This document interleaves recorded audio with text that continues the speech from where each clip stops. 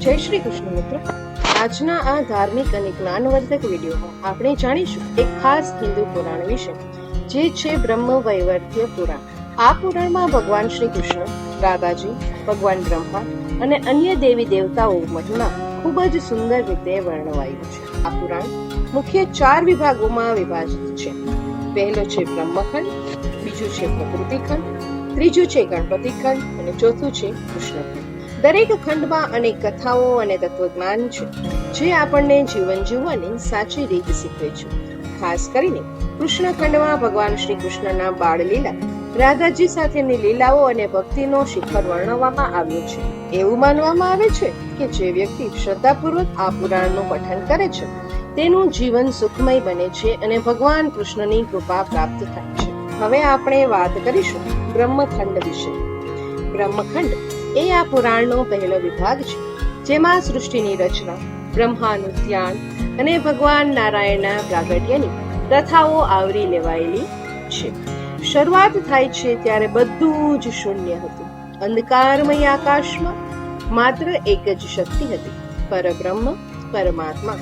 ત્યારે ભગવાન બ્રહ્મા પ્રગટ થયા અને તેમને મોક્ષ મેળવવા માટે ભક્તિથી નારાયણનું સ્મરણ કરવાનું શરૂ કર્યું. બ્રહ્મખંડમાં એક ખૂબ જ સુંદર સંવાદ છે, જ્યાં બ્રહ્માજી ભગવાન શ્રી કૃષ્ણને પ્રશ્ન કરે છે કે હે પ્રભુ, આપ કોણ છો?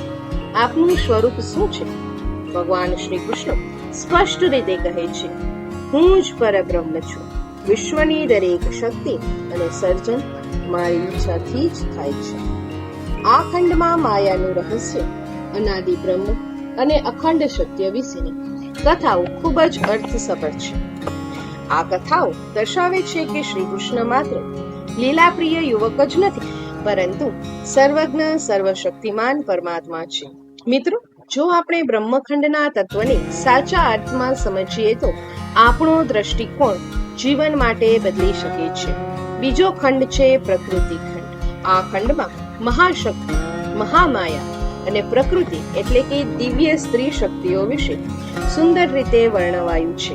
અહીં દર્શાવાયું છે કે સૃષ્ટિમાં જે કંઈ પ્રકાશમાન છે, જે કંઈ સર્જનશીલ છે, તે બધું જ પ્રકૃતિના સ્વરૂપમાં ભગવાનની જ શક્તિ છે. ખાસ કરીને અહીં દેવી લક્ષ્મી, પાર્વતી, સરસ્વતી અને રાધાજી મહિમાનું વર્ણન છે.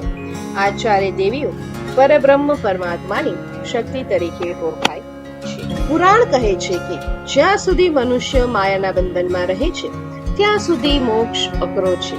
પરંતુ જો એ પ્રકૃતિને, દેવી શક્તિને સાચા અર્થમાં સમજે અને શ્રદ્ધાથી પૂજાવે, તો મોક્ષનો માર્ગ ખુલ્લો થાય છે. અહીં રાધાજીનું વિશેષ મહિમા વર્ણન કરેલું છે. મિત્રો, પ્રકૃતિ ખંડ આપણને શીખવે છે કે ભગવાન માત્ર પુરુષ રૂપે જ નથી, પણ તેઓ સ્ત્રી તત્વ રૂપે પણ વિરાજે છે. શિવ વિના શક્તિ પણ અધૂરી છે. એ ભાવ સાથે આપણે સ્ત્રી શક્તિની ઉપાસના કરવી જોઈએ. હવેનો ખંડ છે કૃષ્ણ ખંડ. આ ખંડ સંપૂર્ણ સ્વરૂપે શ્રી કૃષ્ણના જીવન, તેમની બાળ લીલાઓ, રાધાજી સાથેના પ્રેમ અને ભક્તિના માર્ગને અર્પણ છે. અહીં વર્ણવાયેલી કૃષ્ણ લીલાઓ માત્ર બાળ મજા નહીં, પરંતુ આધ્યાત્મથી પણ ભરેલી છે. જેમ કે યશોદાજી અને નંદજીના ઘરના લાડલા શ્રી કૃષ્ણનું માખણ ચોરવું, ગોપીઓ સાથે રાસલીલા, રાધાજી સાથેનું દિવ્ય મિલન.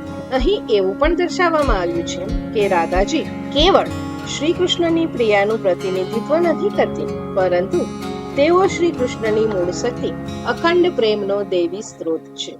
શ્રી કૃષ્ણ રાધાજીને કહે છે, હે રાધે, તું હું છું અને હું જ તું જ છું.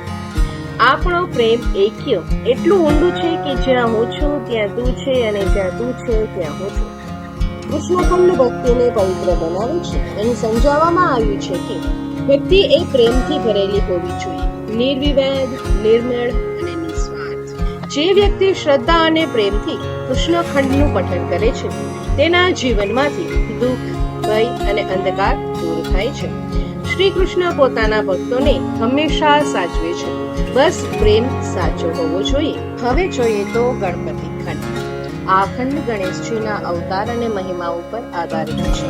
અહીં બતાવવામાં આવ્યું છે કે કેવી રીતે પરમાત્મા પોતાના બાળ રૂપે અવતાર લઈને ભક્તોની રક્ષા કરે છે. આ ભાગમાં ગણપતિ જન્મની અલગ જ વાત રજૂ કરવામાં આવી છે, જેમાં ગણપતિ ભગવાન શ્રી કૃષ્ણના આશીર્વાદથી જ પૃથ્વી ઉપર અવતર્યા છે તેવું કહેવામાં આવે છે.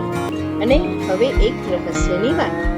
આ પુરાણ કહે છે કે ભગવાન સુધી પહોંચવાનું સૌથી સહેલો માર્ગ છે પ્રેમ અને ભક્તિ.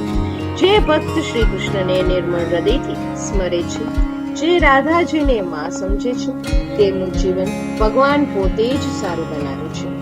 મિત્રો, આપણા જીવનમાં ભલે દુઃખ હોય, સંકટ હોય, કષ્ટ હોય, પણ જો રાધા કૃષ્ણના નામમાં ભાવ છે તો જીવન પણ મહોત્સવ બની જાય છે. જે કોઈ પણ શ્રદ્ધાથી બ્રહ્મ વૈવર્ત્ય પુરાણનું પઠન કરે છે અથવા તો સાંભળે છે, તેના પાપ નાશ પામે છે અને તેઓને શુભ ફળની પ્રાપ્તિ થાય છે અને અંતે મોક્ષ મળે છે.